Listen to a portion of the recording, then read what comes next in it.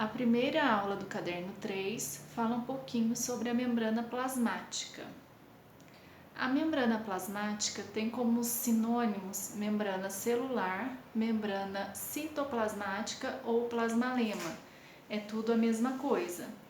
Ela é um componente obrigatório em todas as células, ou seja, todas as células possuem essa membrana. Essa membrana somente é visível através do microscópio eletrônico e tem por principal função, basicamente, proteger a célula, porque ela engloba todo o material interno que possui a célula, tanto o citosol quanto as organelas e principalmente o núcleo, que é a parte mais importante.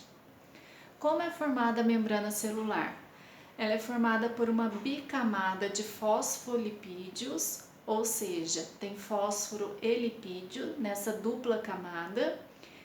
Tem colesterol, que também é um lipídio, movimentando-se entre esses fosfolipídios, que confere o que? A maleabilidade à membrana. O que é uma coisa maleável? Que não é rígida.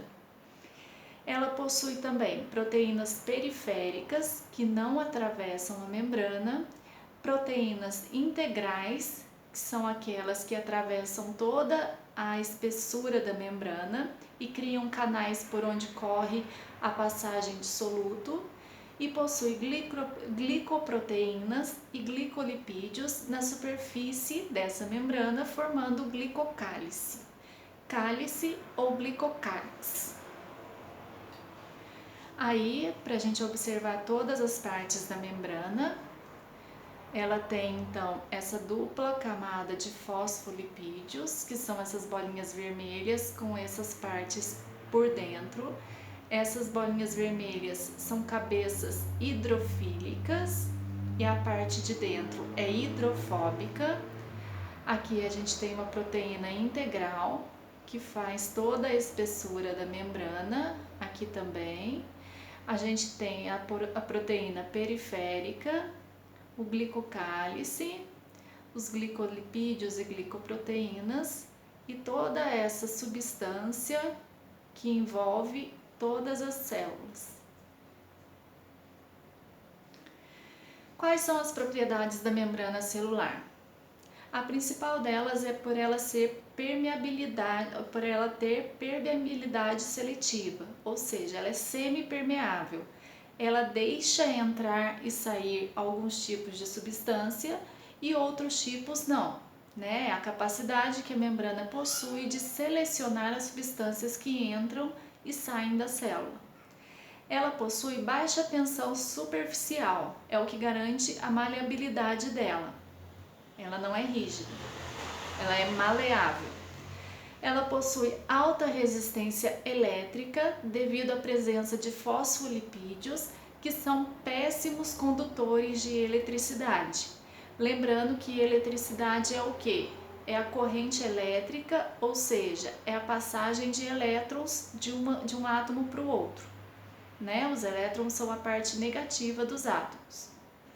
Outra propriedade é alta resistência mecânica, devido à sua grande plasticidade, ou seja, ela não arrebenta fácil, né? Mesmo porque ela tem por função proteger a célula. Regeneração, até certos limites a membrana consegue se regenerar. E a elasticidade, que é garantida pelas moléculas de fosfolipídios e o colesterol presente na membrana, que torna essa estrutura maleável. Especialidades da membrana. A gente viu propriedades, agora especialidades. Primeiro, a microvilosidades. O que são microvilosidades? São projeções da membrana encontradas principalmente nas células intestinais que aumentam a capacidade de absorção dos nutrientes. Por quê? Porque aumenta a área de contato com o alimento. Tá? Então, todo o nosso intestino possui essas microvilosidades da membrana das células para aumentar a capacidade de absorção dos nutrientes resultados da digestão.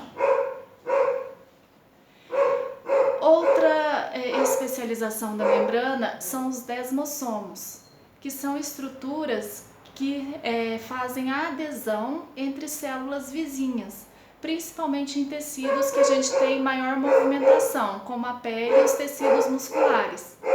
É um acúmulo de proteínas aderentes e um conjunto de fios entrelaçados, que são filamentos de queratina, que se estendem entre essas duas células. Então dá para ver aqui na figura essas junções entre as duas células para que elas fiquem grudadinhas, né? Não se arrebentem quando a gente faz um movimento, por exemplo. Interdigitações, outra especialização da membrana. São dobras das membranas de duas células vizinhas que funcionam como encaixes de peças de um quebra-cabeça, aumentando também a superfície de contato entre as células. Esse quebra-cabeça que ele fala é para aumentar a superfície de contato entre as duas células, como aqui na figura, ó. Quem tem bastante interdigitações são as células epiteliais, células de pele. E aqui também está representando os desmossomos, que a gente viu anteriormente. Além da membrana celular, que tem como função proteção da célula, a gente tem outras células que têm mais proteção além da membrana. Por exemplo, as células vegetais, que têm a parede celular. O que faz a parede celular? Dá rigidez para a célula, né? Ela envolve as células vegetais através da celulose. Nos fungos a gente tem essa mesma parede, só que é de quitina, e nas bactérias de peptídeo glicano. Função de proteção, sustentação e revestimento. O glicocálix ou glicocálice é a camada de carboidratos ligada a proteínas ou lipídios na face externa das membranas das células animais, que servem para proteção, adesão e reconhecimento. Transporte através da membrana. A gente tem dois tipos de transporte para a membrana celular. A primeira é um transporte passivo, ou seja, sem gasto de energia. Lembrando que a energia na célula ela está sob a forma de ATP, adenosina trifosfato, né? Então, o transporte passivo não ocorre gasto de energia pela célula. Apenas moléculas muito pequenas conseguem atravessar a membrana e existem três tipos de transporte passivo, sem gasto de energia, que são difusão simples, difusão facilitada e osmose. A gente vai ver cada uma delas. A difusão simples ocorre do mais para o menos. O que é isso? De uma solução, um soluto mais concentrado para o menos concentrado. É a passagem de soluto, partículas moleculares, no meio onde a sua concentração é maior para outro onde a sua concentração é menor. A passagem dos solutos do meio hipertônico, mais concentrado, para o meio hipotônico, pouco concentrado. Exemplo, aí as bolinhas seriam as moléculas de soluto, e elas estão passando do meio mais concentrado, onde tem mais bolinhas, para o meio menos concentrado, onde tem menos bolinhas, tá? Então seria a difusão simples através da membrana celular. A membrana tem que ser permeável a esse tipo de soluto, né? Porque senão ela não deixa entrar o soluto. Ela é semipermeável, ela somente deixa entrar e sair algumas substâncias. Então, ela deve ser permeável a esse tipo de soluto para que ele consiga entrar por difusão simples. E para que haja essa entrada, tem que ter uma diferença de concentração de dentro e fora da célula. Depois, outro tipo de transporte passivo, ou seja, sem gasto de energia, é a difusão facilitada, que também acontece do mais para o menos concentrado. É a passagem de soluto através das proteínas integrais, que são aquelas proteínas que a gente viu no começo, né, nos componentes celulares da membrana, são chamadas de permeáses e são soluto que não conseguem atravessar a membrana celular. As proteínas, elas facilitam a entrada e a saída dos solutos, como nessa animação aí. O roxinho seria a proteína que engloba essa partícula, esse soluto, e joga para dentro da célula. Os tipos de proteínas integrais, canais iônicos, que permite a passagem de íons e somente abrem após o estímulo desses íons. O que são íons? São átomos carregados eletricamente, positivamente ou negativamente. E as proteínas carreadoras, que são as permeases, elas transportam aminoácidos, glicose e monossacarídeos. Outro tipo de transporte passivo, e é o que a gente mais conhece, é a osmose, que é a entrada de água e saída de água de dentro da célula. Ela ocorre ao contrário, do meio menos concentrado para o mais concentrado. Então é a passagem de água, que é o solvente universal, através da membrana de uma região hipotônica, ou seja, pouco concentrada, para outra hipertônica, muito concentrada. A gente tem três figuras. A do meio é numa solução isotônica, ou seja, é uma solução que está em equilíbrio. Essa célula é uma célula, um glóbulo vermelho do sangue. Do lado esquerdo a gente tem a solução hipotônica e do lado direito a solução hipertônica. Quando a entrada de água é maior do que a saída, a célula fica inchada, ou seja, túrgida. Quando a saída de água é maior do que a entrada, ela fica plasmolizada, ela fica murcha. Então, esse transporte de água ocorre também sem gasto de energia. Outro transporte que ocorre através da membrana é o transporte ativo, ou seja, é quando ocorre gasto de energia, quando tem o gasto de energia. Ocorre contra um gradiente de concentração e por isso a célula gastará energia para transportar a substância desejada. Ou seja, é um soluto que não entra por diferença de concentração e a célula tem que fazer com que esse soluto entre, então ela gasta energia para isso.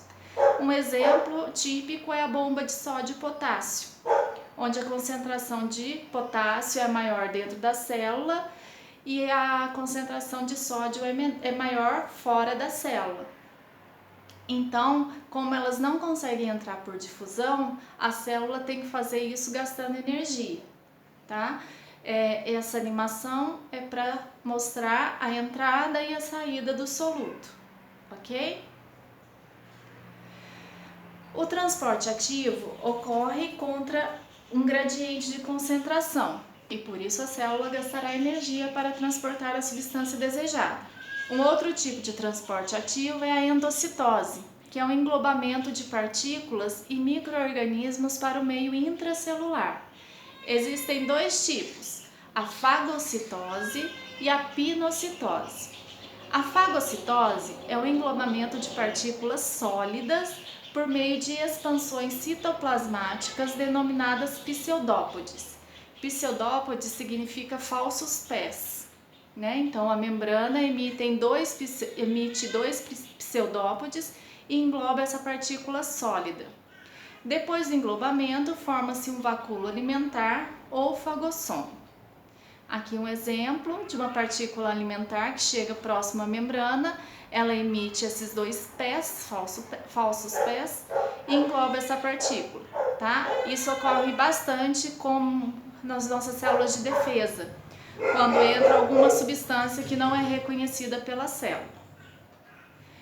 A pinocitose é com partículas líquidas, é o mesmo processo, as partículas líquidas tocam a membrana, provocam a sua invaginação, formam bolsas e essas bolsas invaginam a membrana formando pinossomo, né? Uma bolsinha de substâncias líquidas.